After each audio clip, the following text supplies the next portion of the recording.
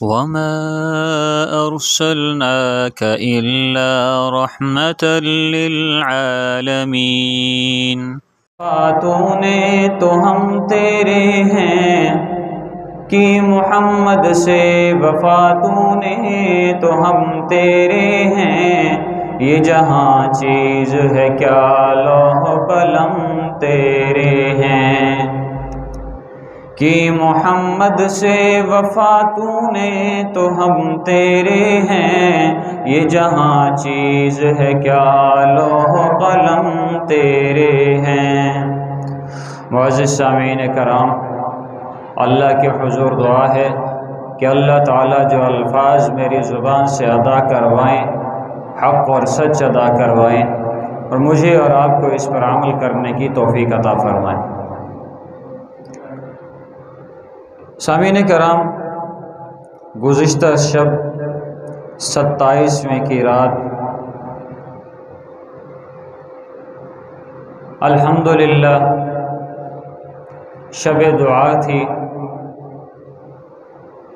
اور ہر شخص نے یہ کوشش کی ہوگی کہ اللہ کو آج منا لیا جائے، اللہ کی عبادت کر لی جائے، اور اللہ سے اپنے گناہوں کی بخشش مانگ لی جائے۔ محمد الرسول اللہ صلی اللہ علیہ وسلم کا جو طریقہ کار تھا وہ یہی تھا کہ رمضان المبارک کی طاق راتوں میں عبادت کیا کرتے تھے۔ آپ صلی اللہ علیہ وسلم طاق راتوں میں جو عبادت کیا کرتے تھے اس کا مقصد شب قدر کی تلاش بھی تھا اور اللہ کی عبادت بھی تھا۔ محمد الرسول اللہ صلی اللہ علیہ وسلم کو اللہ رب العزت نے اس جہان پر رحمت بنا کر بھیجا، اور محمد الرسول اللہ صلی اللہ علیہ وسلم کے بارے میں صحابہ کرام رضوان اللہ تعالی علیہم اجمعین کو حکم دیا کہ میرے صحابہ، میرے محبوب کے صحابہ،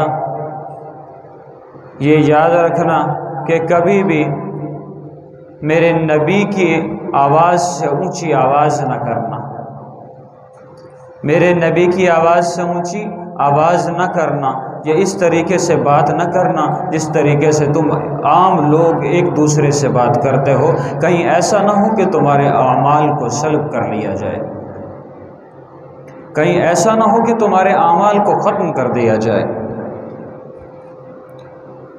گزشتہ روز مدینہ منورہ بلکہ مسجد نبوی میں چند شر پسندوں نے روضہ رسول کے قریب، جہاں پر باقاعدہ یہ آیت لکھی ہوئی ہے جس کا ترجمہ میں نے ابھی بیان کیا، یا ایھا الذین آمنوا لا ترفعوا اصواتکم فوق صوت النبی، جس میں اللہ فرماتے ہیں کہ اے ایمان والو، اپنے نبی، میرے محبوب صلی اللہ علیہ وسلم کی آواز سے اونچی اپنی آواز نہ کرنا۔ وہاں پر ان شر پسندوں نے اس روضہ رسول کے قریب چلا کر محمد الرسول اللہ صلی اللہ علیہ وسلم کے شان میں اور اللہ رب العزت کے فرمان کی گستاخی کی، صرف سیاسی اختلاف کی وجہ سے۔ یہ بھی نہیں دیکھا کہ کس مقدس جگہ پر ہم موجود ہیں، یہاں پر اللہ اور اللہ کے نبی کا حکم کیا ہے، یہاں پر صحابہ کرام رضوان اللہ تعالی علیہم اجمعین میں جلیل القدر صحابی سیدنا ابوبکر صدیق رضی اللہ تعالیٰ عنہ، سیدنا عمر فاروق رضی اللہ تعالیٰ عنہ، سیدنا عثمان غنی رضی اللہ تعالیٰ عنہ، سیدنا علی المرتضی رضی اللہ تعالیٰ عنہ، سیدنا امیر معاویہ رضی اللہ تعالیٰ عنہ، سیدنا حمزہ رضی اللہ تعالیٰ عنہ، سیدنا عباس رضی اللہ تعالیٰ عنہ جب بات کرتے تھے تو کس طریقے سے کرتے تھے؟ اتنی اونچی آواز سے بات نہیں کرتے تھے کہ ان کی آواز اتنی اونچی ہو جائے کہ محمد الرسول اللہ صلی اللہ علیہ وسلم کی آواز سے بھی اونچی محسوس ہو۔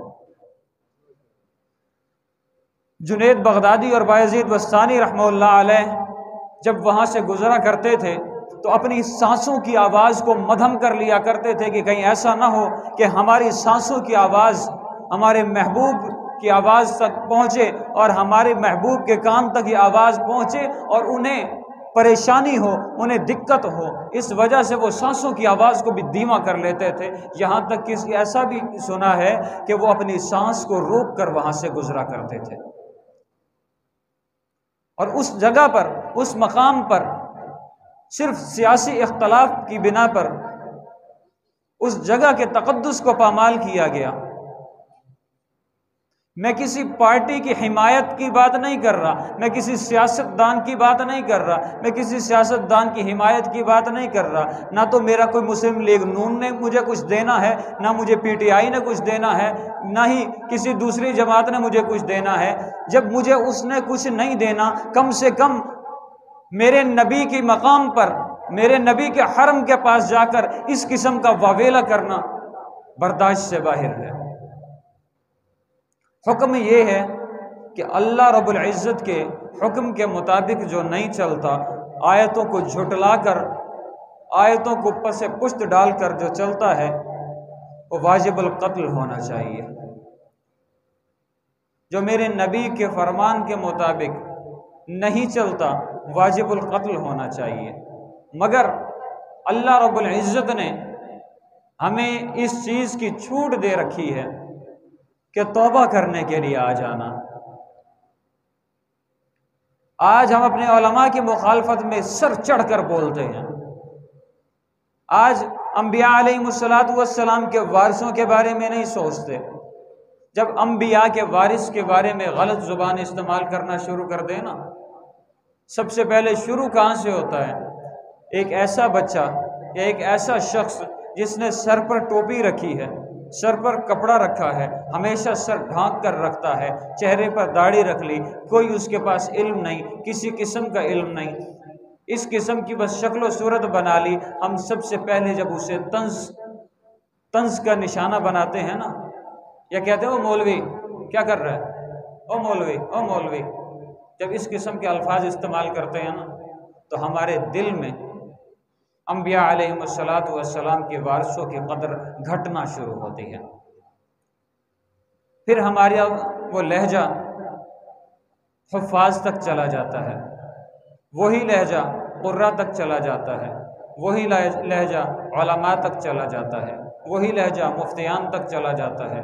اور ائمہ کرام وہ تو ایسے ہے کہ ہمارے گھر کے باہر کتا ایک بیٹھا ہو نا، اسے بھی ہم بدتر سمجھتے ہیں اسے۔ مسجد میں گھسنا ہے، گھر سے ویسے پٹ کے آنا ہے، مسجد میں آ کر مولوی پر چڑھائی کر دینی ہے۔ اور ویسے بھی حقیقت پوچھے نا، مسجد میں آ کر جو مولوی پر چڑھائی کرتا ہے اسے گھر میں روٹی شناختی کارڈ پر ملتی ہے۔ ایسا انسان ہوتا ہے جو علماء کی توہین کرتا ہے، جسے اور تو کوئی کچھ ملتا نہیں۔ اگر کہیں دوسری جگہ یونیورسٹی میں جا کے کسی لیکچرار کی توہین کرے گا تو یونیورسٹی والے پکڑ کے ماریں گے، کالج میں جا کے کسی لیکچرار کی شان میں گستاخی کرے گا، کالج والے پکڑ کے ماریں گے، سکول میں کرے گا، سکول والے ماریں گے، یہاں تک کہ پب میں چلا جائے، شراب خانے میں چلا جائے، وہاں جا کے ایک شراب کی بوتل اٹھا کر توڑ دے، بوتل میں شراب بھی نہیں، خالی بوتل ہے، پکڑ کے توڑ دے، شراب والے اسے ایسا توڑیں گے یاد کرے گا۔ مگر جب مسجد میں گھستا ہے، پتہ ہے کہ مولوی بیچارہ خاموش ہی رہے گا، اندر داخل ہوگا، اس نے آؤ دیکھنا ہے نا تو بس دے مار 4.5، مولوی صاحب یہ کیوں نہیں ہوا، مولوی صاحب وہ کیوں نہیں ہوا، یہ بلب کیوں جل رہا، پنکھا کیوں چل رہا ہے، یہ صفائی کیوں نہیں، وغیرہ وغیرہ، مولوی صاحب پہ چڑھائی کر دینی ہے۔ اور جب اس قسم کے معاملات ہم شروع کرتے ہیں نا، پھر علماء کے وارثان کی قدر ہمارے دلوں میں سے نکل جاتی ہے۔ اور جب انبیاء علیہم السلام کے وارثوں کی قدر ہمارے دلوں میں سے نکلے گی تو پھر صحابہ کرام رضوان اللہ تعالی علیہم اجمعین کی قدر دلوں میں سے نکال دی جائے گی۔ جب صحابہ کرام کی قدر دلوں میں سے نکلے گی تو انبیاء علیہم السلام کی قدر بھی دلوں میں سے نکل جائے گی۔ یہ اس قسم کا معاملہ ہے کہ ایک شخص نماز پڑھتا ہے، 5 وقت کی نماز پڑھتا ہے،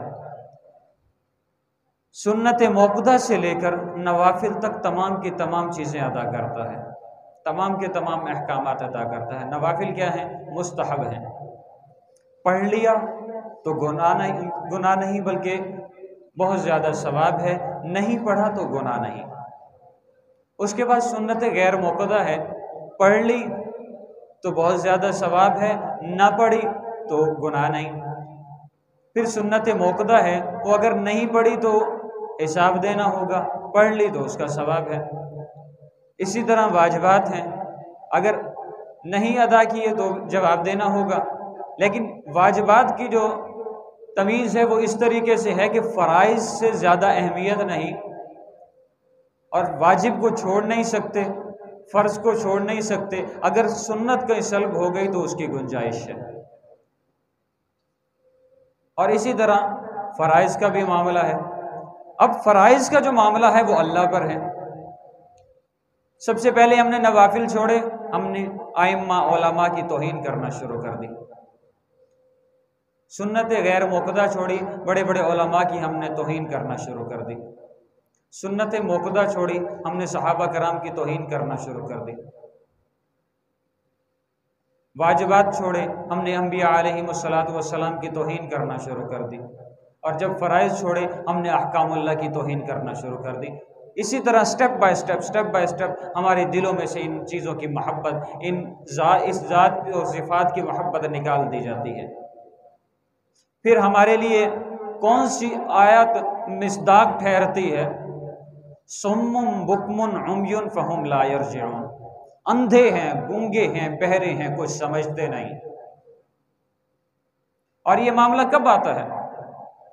آپ خود دیکھ لیں، کل شام کا جو ماجرا ہوا، یار تو نے چور چور کہنا ہے، اسے باہر لے جا، گھسیٹتا رہے ساری سڑکوں پر، گھسیٹ کے مار کے کہے کہ تو چور ہے، لیکن میرے محبوب محمد الرسول اللہ صلی اللہ علیہ وسلم کے حرمین شریفین پر تو بکواس کرنا بند کر دے، اس کے تقدس کو تو پامال نہ کر، میرے محبوب صلی اللہ علیہ وسلم کی روضہ مبارک کے قریب جا کر اس کے تقدس کو تو پامال نہ کر۔ اپنی سیاسی پارٹی کی جدوجہد جو کر رہا ہے وہ کر، سڑکوں پر نکل کر، مگر حرمین شریفین، حرم کعبہ اور حرم روضہ رسول محمد الرسول اللہ صلی اللہ علیہ وسلم کے قریب جا کر اس قسم کی گستاخی کرتا ہے، شرم نہیں آتی؟ وہاں پر آ کر اگر کوئی یہ کہے کہ اس پارٹی کے لوگوں نے بہت اچھا کیا اور فلاں کو کیسا چور کہہ دیا، مطلب یہ بھی اس کا حامی ہے، اس گستاخ کی گستاخی میں یہ بھی اس برابر کا شریک ہے، اس نے بھی کوئی کسر نہیں چھوڑی۔ کیوں؟ اس وجہ سے کہ جب ایک گستاخ گستاخی کر رہا تھا، میں اس کے ساتھ اس کے حمایت میں کھڑا تھا کہ اس نے بہت اچھا کیا۔ اگر اس نے اچھا کیا تو اس کا مطلب میں بھی برابر کا گستاخ ہوں۔ اور اگر میرے دل کے کسی ایک کونے میں یہ بات آ جاتی ہے کہ نہیں، اس نے برا کیا، اس نے میرے محبوب صلی اللہ علیہ وسلم کے حرم کے قریب اس قسم کی بکواس کی، اس قسم کا شور شرابہ کیا، اس نے غلط کیا، تو میں ایماندار ہوں، میں اس کے ساتھ شامل نہیں ہوں گا۔ حرمین شریفین کے قریب اگر جا کر اس نے کوئی اس قسم کا واویلا کیا، ہلڑ بازی کی، اور میں نے اس کی حمایت کی، تو اس کا مطلب میں اس کے ساتھ گستاخی میں شریک ہوں۔ اور اگر میں اس کی مخالفت میں ہوں تو پھر میں ایماندار ہوں۔ اللہ تعالیٰ مجھے اور آپ کو سیاسی پارٹیوں کی محبت سے نکال کر اللہ اور اللہ کے رسول صلی اللہ علیہ وسلم کی سچی محبت نصیب فرمائے، سیاسی پارٹیوں کی حمایت سے نکال کر اللہ اور اللہ کے رسول صلی اللہ علیہ وسلم کا حامی بنائے۔ وآخر دعوانا الحمدللہ رب العالمین۔ سنتیں پڑھ لیں۔